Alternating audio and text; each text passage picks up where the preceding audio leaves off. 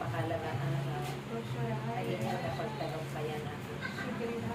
Kung kaya't ang biyaya nito ay sumainyo.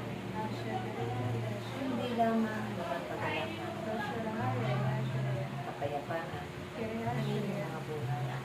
Pagkas ito'y dumadahil sa inyo, paparoon sa inyong mga kapwa-tao. At sila rin ay bibiyayaan ng Diyos ng mga grasya at pagpapala tulad mo. Kaya't ito lagi ang inyong isang puso't isa-isip, pahalagahan sa araw-araw ninyo, pagtitiwala sa Diyos, ng buong puso, buong kababaan ng kalooban.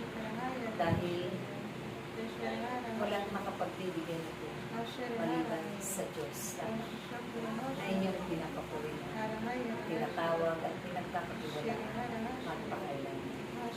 Naway aking mga anak, hindi lamang ito ang araw na inyong pagpapahalaga.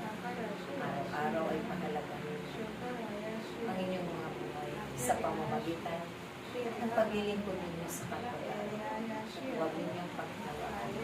Laging lakipan ang pagtibig at tagalata.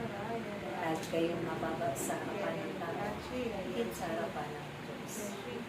Na narito sa sanglibutan, inyong pinapanalangin, inyong dinarain ng mga suburan at pagpapala ay ibigin magpakailan. Kaya ang aking mga anak, patuloy lamang tayo sa inyong paglilingkod ng buong pagtitiwala, buong pag-ibig, buong pananalig at pananampalataya sa Kanya, na wala kayong magagawa kung kayo'y hiwalay sa Diyos. Kayo na Kanyang mga tinagda sa panahon ito, magpatuloy,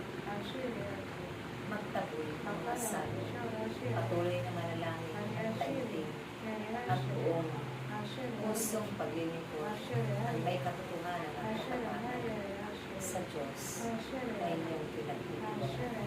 Maraming salamat.